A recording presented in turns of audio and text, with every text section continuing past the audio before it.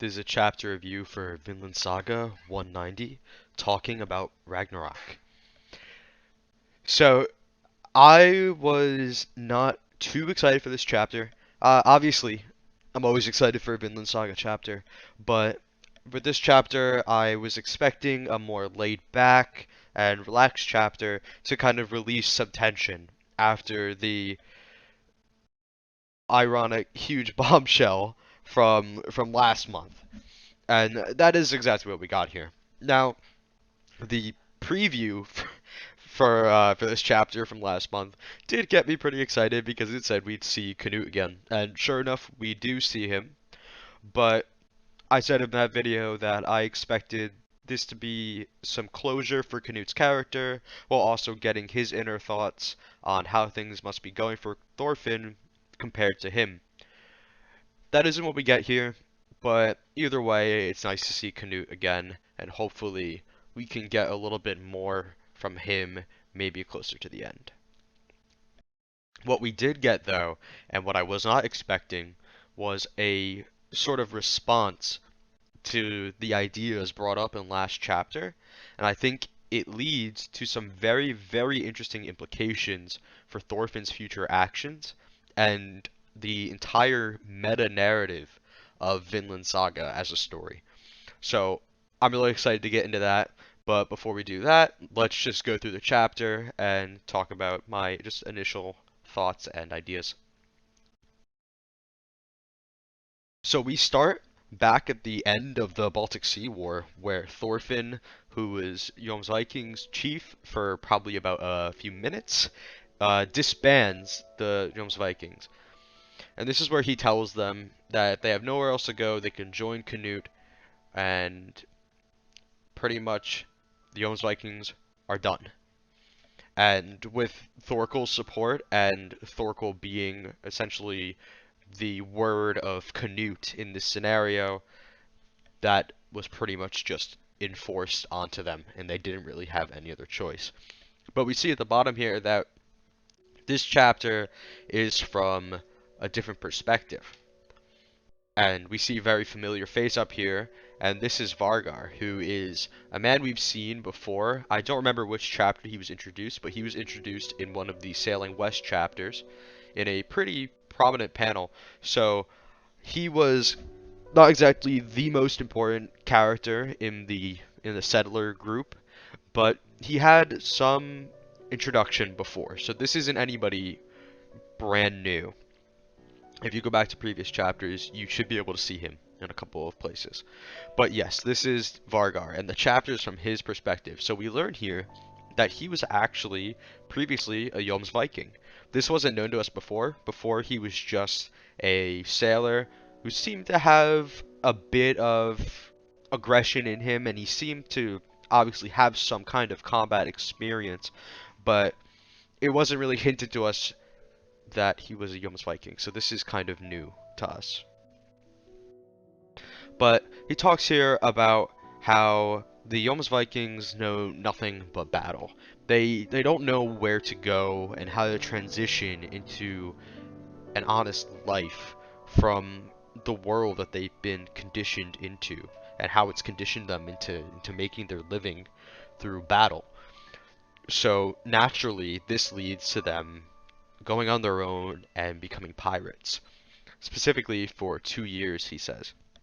Now, 2 years is a very familiar time frame for Vinland Saga readers, because this is pretty much the length of the time skip once Thorfinn and his crew go to Greece. So during that time skip, after the Jomsvikings were disbanded, Thorfinn was trading in Greece to the east. So they talk here, or rather he talks here, about him and his about 20 guys were just sailing aimlessly as pirates. They're essentially just wandering with no goals to the future until their eventual death finally reaches them. They've essentially brought themselves into this mindset that they're going to die, there's no future, let's just wander aimlessly, take what we want, do what we want, until eventually we bite the dust. And during this time as pirates, they get a tip from a bar at this port that they're staying at, where there's a cargo ship nearby with gold. So they decide they're going to steal from that pirate ship. And as they're kind of stalking the ship and preparing to go take it and take the gold, they see from behind the rocks here that there's a ship coming out. And as we see next, it happens to be the ship of the King of Denmark. It's Canute's warships. So this is how Canute is involved with this chapter.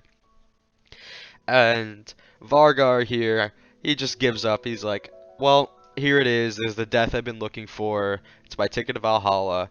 But the way he's talking here, at least thinking here, and we can see on his face, there's a very strong kind of indifference to this. He's not like passionate about Valhalla like Thorkel is. He's not like excitingly rushing into battle, looking to find his glorious death like someone like Thorkel. He's just, it's all he knows.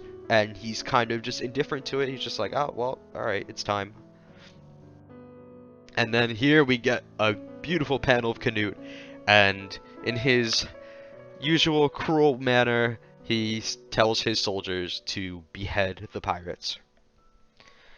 And if you look in this middle panel here, I kind of glanced over it on my first read, but if you look at them, you can see this kind of indifference in most of their faces. They're not really afraid, they're not even like angry, except this one guy on the right. He does look a little angry, but it could just be because of his helmet. Overall, if you look at all of them, there's just this look of indifference. They're not like pleading and begging for their lives. They're just seeing that it's their time to die, and they don't really care anymore. But as Vargar's head is about to be sliced off, somebody yells out, "Wait, don't kill them." And then we see it's Thorfinn. So it turns out this cargo ship with all this gold was actually Thorfinn's. And he requested from Canute that he get protection. This is after his trading with the narwhal horn, so he has a lot of very valuable gold in his possession, and this gold is paramount in establishing Vinland and starting his Vinland project with the support of Halfdan. So if he loses this gold, it's pretty much back to square one for him. So it makes sense that he would get help. Though it is strange that Canute would be helping him here, because at the end of the farm arc, the point of the conclusion between Thorfinn and Canute and their confrontation was that they're both aiming to create paradise on Earth. That is their ultimate goal for both of them. But they have different ideas and different methods. Canute plans to create paradise by using force and pretty much forcing peace through violence, which is ironic and kind of a bit like weird of an idea. Like, how do you create peace with violence? But it's essentially, the idea is that if he is the ultimate authority over everything, he can just enforce the peace and create a peaceful society by having him be this major threat. But Thorfinn's idea is not to use steel to get his way. He plans to go far from the world and create this paradise himself and have it be started from and enforced only with peace and not through the source of violence. So in that sense, it is very strange that you'd see these two characters working together, despite the fact that the end of the farm arc saw them agree to go their separate ways and try to strive for this same goal separately because of their difference in methods. But in the sense of how important it is that Thorfinn is able to bring this gold safely to Iceland, it does make sense that he would maybe use some of that gold that he got from trading to get Canute's personal protection so he does not lose this to pirates, because that potentially could have happened here. Now, we know Thorfinn's strong, and Thorfinn could probably fight off a band of guys who don't really care what's going to happen to them. But obviously, Thorfinn does not want to fight, so he wants to use the Denmark warships as just a deterrent so he can get back to Iceland safely with the funds for the Vinland project. And Vargar, of course, recognizes that this is Thorfinn, as he sees that he's the last commander of the Jomsvikings that he remembers from back in that day. Now, Canute goes on to say that these former Jomsvikings can't be left alone because they will threaten the peace in his waters. Now, this is actually kind of similar to the Hild chapter that we just had with the bear, where the idea is the bear cannot be left alone because the bear is hungry. And if the bear is hungry, the bear is going to hurt somebody. And Canute shows here that he's essentially has this same idea in mind. We have to get rid of them before they threaten the peace. And they've been pirating for a while now. They probably already have done some bad. But instead of rehabilitation, Canute sees this as a means of just getting rid of them. Thorfinn instead just asks if he can talk to them, and he gets that opportunity and he kneels down before Vargar here. So Vargar remembers Thorfinn as the former Jomsviking chief, and we can see here, again, when he's like, not like I could forget, he's speaking with an overall indifference to the situation. Thorfinn goes on to ask him why he didn't join Canute's army, like he said they should, because he said anybody who doesn't have a place to return to should just join King Canute. He's essentially saying, like, he's acknowledging that just abandoning this life of war and embracing an honest life is just not really possible for a lot of these guys in the way that they've been conditioned by the world since their like birth. So it's just an easy thing for them to abandon war and completely change. So he said if they can't return anywhere, they should just go to Canute, because Canute's method still requires men like them.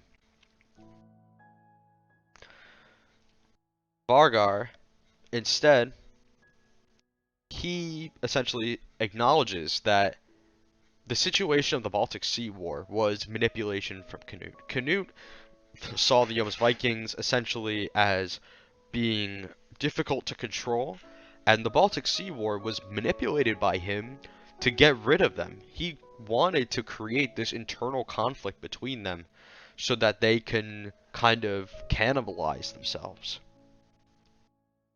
And he didn't want any part of that. He knew that if he were to go over to King Canute, he'd probably just be executed. And Vargar, once again, indifferently, just says, I'm tired of living, just send me to Valhalla already. He's just given up. And Thorfinn is like, Valhalla? Why do you want to go to Valhalla? And you can see this look of confusion on everyone's faces to that question. And Vargar, confused, he explains that everyone knows if you die in battle, you're sent to Asgard to prepare for Ragnarok. And immediately Thorfinn's like, that's what I'm talking about. And he questions, why does nobody doubt this coming of Ragnarok? And again, we can see their looks of indifferences have now just kind of become looks of confusion. Because this is really weird for somebody who's been just agreeing to this idea of Ragnarok and dying in battle and going to Valhalla. And Thorfinn continues to explain that the only basis for this coming of Ragnarok is the prophecy of the three goddesses, the Norns. And this prophecy somehow not known to Odin, but still providing details of which gods and monsters specifically will kill each other, and he just sees it as lacking credibility. It's just these goddesses left them behind, just the end of days, and they don't know if it's true until the end of days comes.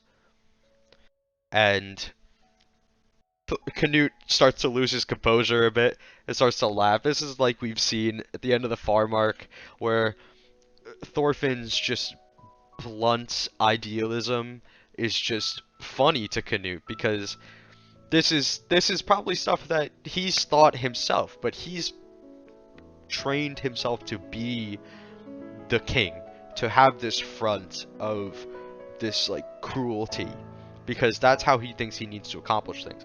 But Thorfinn just going against the grain here, it was just so funny to him because I'm assuming he almost wishes he could say this stuff, because he thinks it's silly too, but he wants to be the king because he has to, and that's the only way he can achieve his method. But Vargar starts to get a little defensive here, saying that Thorfinn could never understand the power of the gods. And then Thorfinn says, okay, well, if the future is truly set in stone, and the end of days prophecy is true, then what's the point of making any decisions? Does that mean everyone's decisions have no meaning? And is that a happy thought to think about? And that kind of turns their looks of confusion to kind of looks of like pondering. Now they're kind of a little caught off guard, but they're thinking about, how does the idea of my decisions meaning nothing make me really feel? But Thorfinn switches the topic, and he offers to take Vargar and his men in for the upcoming Vinland project. And Vargar is caught off guard by what Thorfinn's saying here. He's doubting if Thorfinn's even capable of creating a country like he plans to. And doubt for Thorfinn has been kind of thrown at him many times, and he's kind of surpassed this doubt. Everyone has doubted him, but he still continues anyway. And we get more of an idea why here, because Vargar asks, can you do something like that? And Thorfinn says, I have no idea if I can. The Norns didn't say anything about it. And here, Canute just completely loses his composure and just starts laughing, and he's like, Thorfinn, you're always so good at making me laugh. I love this interaction between Thorfinn and Canute, because their dynamic is just incredible. Because just like at the end of the farm arc, Canute just finds it so hysterical that, once again, Thorfinn can just be so blunt about it and so optimistic about it. And Canute gives them an ultimatum. He says to Vargar, go to Valhalla by my hand, or advance to an unknown future with Thorfinn. Choose. This is essentially a choice for Vargar.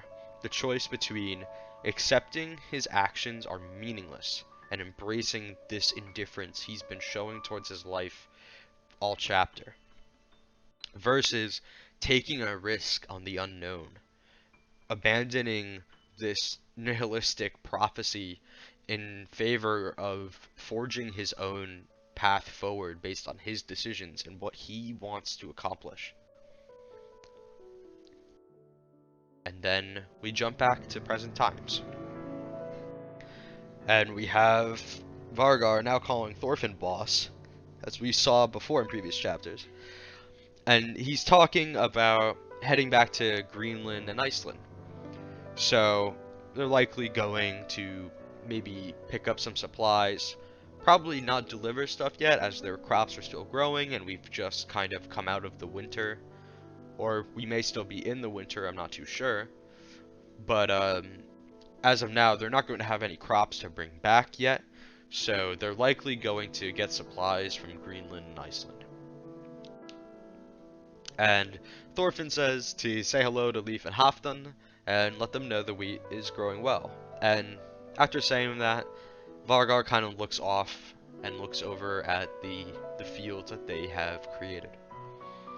And he tells us, Thorfinn, that he's just amazed at the progress they've made, and he's amazed at Thorfinn because he felt that Thorfinn was different ever since he talked about how he feels about the prophecy. Thorfinn's a little embarrassed about this, saying it was a bit childish, but Vargar says, no, you exposed my ignorance. And then Thorfinn asks him, how much wheat do you think we will have by your next visit? And Vargar thinks for a moment, and then he says, I have no idea, the Norns didn't say anything about it anyhow. And then they all laugh. So, this chapter, like I said in the beginning, it's more relaxed as a follow-up to the previous chapter. But it really embraces itself, not just as a follow-up to 189, but as a serious response to 189. Last chapter, we were introduced to the Lanu ritual and the vision of the future it granted. And now this chapter, we get Thorfinn's perspective on the negativity of prophecy through the lens of Norse mythology. And if Thorfinn's treatment of the Norse Ragnarok is anything to go by, then he shows here that he won't just simply accept the Lanu prophecy and abandon his goals. And that is very likely to be where conflict will inevitably rise with the Lanu. He will not be able to just give up on everything he's worked towards and believes in because no one believes it can happen because of this prophecy. And we can see at the end of this chapter, comparing Vargar to how he was in the flashback portion, we can see that on this unprophesized path, he's living a much happier life. Looking at his smile here, he's much happier because he's no longer just waiting for the end times. And this is something that Vinland Saga has talked about a lot, even back in the prologue. It's talked about Ragnarok and just dying in battle to prepare for Ragnarok in Valhalla. And it's also talked about the Christian end of times, the rapture. So end time prophecies aren't anything new to Vinland Saga. But we can see here Yukimura is showing that if you're not restricting yourselves to these nihilistic outlooks, you'll live a much happier life. And that in itself is a nice message, and it's a good thing to say, but we can't help but contrast this optimism with the meta-narrative of Vinland Saga. And this meta-narrative has been with the story ever since it began. And this is the meta-narrative of Vinland Saga's nature as a historical drama. Being a historical manga is pretty unique in the manga landscape because we have a pretty good idea of how this story will end. The exact details in Vinland Saga are obviously very dramatized, but the story has overall been following the general outline of history with no major deviations. So, even if the characters and their exact actions may not be entirely true, this is absolutely our world with our history, and they are living through real events that took place, and they are based on the stories of real people in history. And just as the story has followed history up until now, last chapter Yukimura made it very, very clear to us that he does not plan to deviate from history in the end either. By showing us in the manga itself visuals of the inevitable future that we know will happen, where Vinland will not become a land of peace, and European colonization will devastate it. He shows to us that he's not changing history here. He's going to follow it to the end. So while there are notable historical drama manga that follow history accurately and that don't change events, Vinland Saga is very unique in that it is portraying a story that does not end in triumph. It ends in a very tragic failure. However, it looks at this failure and it continues towards this failure with very strong and undying optimism. As we all know from history, Vinland is modern day North America, and it would not be successfully colonized until long after Thorfinn's time. We also know that this colonization and country building that took place never created anything close to Thorfinn's ideal land of peace, because ultimately, the colonization of the Americas was the destruction of native life and culture. It brought nothing but war and devastation to this land. And this is not to say that there weren't wars between conflicting natives, but they essentially brought the world's problems on the world scale to the Americas by colonizing it. And as the first European settlers in North America, Thorfinn and his group are the progenitors of this coming destruction, this massive destruction to their world and their culture. And we know Thorfinn will fail to establish his land of peace in Vinland, and this is an absolute truth that will not change in the end of Vinland Saga. With all this in mind, though, I think Yukimura has really shown his hand in the past two chapters.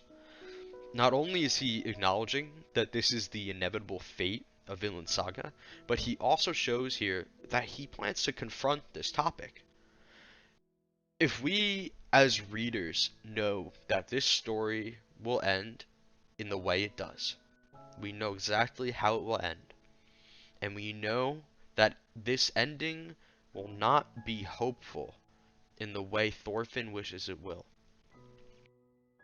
then we have to ask ourselves, what is the point of reading this story with its hopeful message and still taking hope from it when we know it is leading to tragedy? This chapter doesn't exactly give an answer to that question, but I think it at least shows that Yukimura has something to say in response to this. He's chosen to weave the reader's knowledge of history into the story so he can confront the very purpose of telling this story of inevitable failure in the first place. We know Thorfinn was never going to create a paradise of peace, yet Yukimura has spent many, many years telling this story anyway. So, I believe with the ending of Vinland Saga, however he chooses to address this truth, I think he will be using it to tell us why he felt the need to tell this story anyway, despite the fact that its ending will contradict this hopefulness that he's given us all this time. Overall, this chapter has made me feel way more confident in chapter 189 and the ideas it brings up, based on the meta-narrative ideas we discussed just now. I'm now way more excited to see how Yukimura will conclude the story, because the meta-narrative has been looming over our heads this entire time. So it's really intriguing and exciting to see that he's going to be addressing it with really thematic significance. towards what this story truly means and why it's being told. Now, as for the more direct contents of this chapter, I feel like the art left a lot to be desired. We can see in a couple places that Thorfinn's hair looks a bit weird. It's a little bad to not put it not to sugarcoat it. It looks pretty bad. And his face in some places also looks a little bit off model, especially here. He looks almost like a child here. So Thorfinn is looking a little weird here. And Canute looks great, but at one point we can see that his beard has completely disappeared up at the top here. So the art has left a lot to be desired. This is likely because of last chapter being an extremely art dependent and visually stunning chapter. So this chapter is more focused on the dialogue, and I'm sure Yukimura spent a lot of time even outside of the month it took to produce last chapter drawing it. I'm sure the art for that chapter has been in the works for a long time based on the sheer quality of it. So I don't think it's unheard of for this chapter to be a little bit lacking in the art department, just because of how much of the bandwidth for his artistic skills went to the previous chapter. Thorfinn's appearance specifically could also have more to do with the fact that Yukimura has not drawn this design in quite some time. This Thorfinn look is from the Sailing West kind of sub-arc between Baltic Sea War and the Vinland arc. So he's a little off model, and that's not that bad considering the fact that Yukimura has not drawn this design in quite some time. But I think it's more likely to do with the art requirements of the previous chapter. So I think we're seeing repercussions of it, but this chapter is, like I said, mostly about the dialogue and what they're saying rather than the visuals, and the visuals are not bad, they're just kind of, alright, they're acceptable. Now, Canute's inclusion in this chapter is nice, but overall a little disappointing. It didn't really give us his perspective or any closure for his character at all. It was just kind of more of Thorfinn and Canute. And I'm not complaining. I love their dynamic, and having more time of them interacting and just kind of being on the same page is a really just nice thing to have. But I do wish for more. Again, like I said in last chapter, I doubted he'd come back now, so I doubt that he'll come back again. But maybe we could get a little bit more of Canute by the end of the manga, and maybe we can get more of that closure that I was looking to get here. Now for next chapter, we can see the preview at the end here is Thorfinn becomes a true warrior like his father Thor's at last. When I first read that, I had insane whiplash from the more laid back aspect of this chapter to suddenly saying next time Thorfinn becomes a true warrior. Like, that's kind of like the point. So the fact that they're so nonchalantly just saying next time Thorfinn becomes a true warrior just completely caught me off guard. So there are a couple potential ideas here for my prediction. It could just be a joke. It's not unheard of for Vinland Saga to kind of give a tease that isn't necessarily wrong and lying about the contents of the next chapter, but more like playfully setting your expectations up for a kind of punchline when the chapter drops. Like, an example I would think of is during Baltic Sea War, Thorfinn at the end was going to have to duel Thorkel in response, well, not response, as sort of a payment to the favor Thorkel did for him by giving him his kind of word in the Jomsvikings disbandment. So chapter preview said next time the duel between Thorfinn and Thorkel, but in reality, we know how that goes. Gudrid is the one who stops the duel by going over and saying she'll duel Thorkel herself, and Thorfinn doesn't need to fight, he shouldn't have to, and that's kind of like set up to punchline. Now, the idea of becoming a true warrior is such a serious part of this story that I want to say that I don't think it's going to be a joke, but I think we should keep in mind that it potentially could be. So, let's think then. What has made Thor's become a true warrior that Thorfinn has not yet done? Well, point number one is die, which I doubt. I doubt Thorfinn will be doing next chapter, but I sincerely hope not. But I think the second point is probably more likely. Thinking back to Thor's conversation with Ari on the ship during the prologue, when he was responding to Floki's summon. When they're sailing on the ship and he's taking the young men from Iceland who think they're going to war with him, Ari and Thor's talk about Ylva.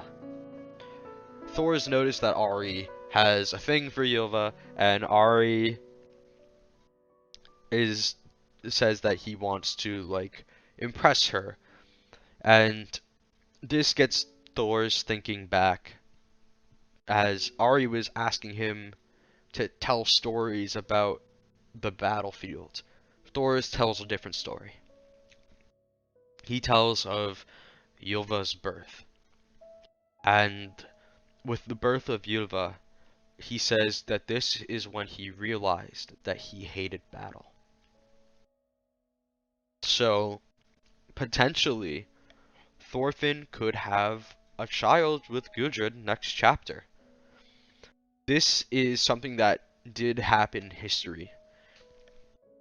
They had a child named Snorri, who was the first European child born in the Americas. So this is a pretty huge event in history. And Snorri would go on in history to play a huge role in the Christianization of Iceland.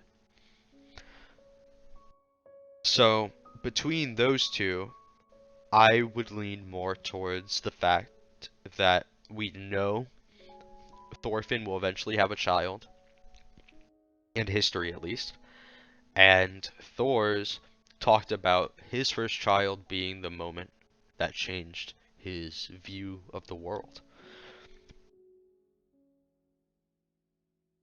Thorfinn has already followed in his father's footsteps in many ways as a true warrior, and in some ways even surpassed him. He's sworn this oath to never kill again. He ran away to somewhere not here, and away from the reach of the world, to live in peace, as Thor's did when he ran away to Iceland. Thorfinn has continued this tradition in running away to Vinland. And he's began to create a land of peace in Vinland, just as Thor's dreamed he could. So, in that sense, he's almost surpassed Thor's.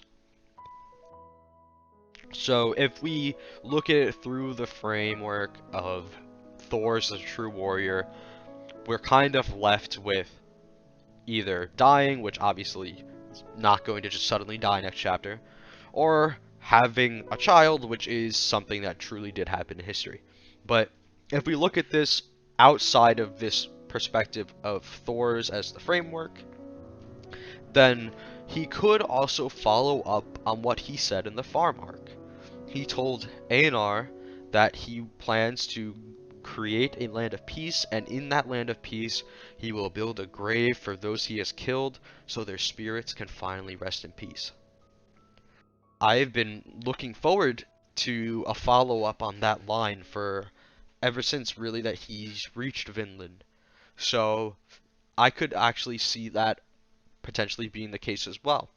Personally, I do hope it's that he's going to build the grave, because this is a really nice way to follow up on those words and show like the meaning of those words, and being able to look back and see after all this time he finally did it will be very satisfying and just a very somber but happy moment. However, the birth of Snorri, his son, is something that did take place in history and is pretty important to future history, so I doubt Yukimura is going to simply ignore it. We kind of have Carly as a stand-in for Snorri. Thorfinn and Gudrun are obviously pretty young here, but they're not exactly out of the range of having kids, especially considering the time period. Like having kids while young isn't like it's pretty normal for this time. So it's still likely, even though they have Carly as this kind of stand-in for a child, I think it's still likely going to happen at some point that Snorri will be born. So, in my opinion, it's between those two. Either Thorfinn building the mass grave finally to put the spirits to rest, or the birth of Snorri. So, whichever one it is, I don't know. Maybe it could be something that I didn't imagine, or it's just a funny joke that probably won't be that funny. But yeah, in the meantime, that's all I have to say about Chapter 190. I'm really, really excited to see what comes next, especially considering the meta-narrative we've discussed today. So hopefully, Yukimura really follows through on the ideas he's brought up in these two chapters about the future and remaining hopeful as we approach failure. But until then, thank you for watching.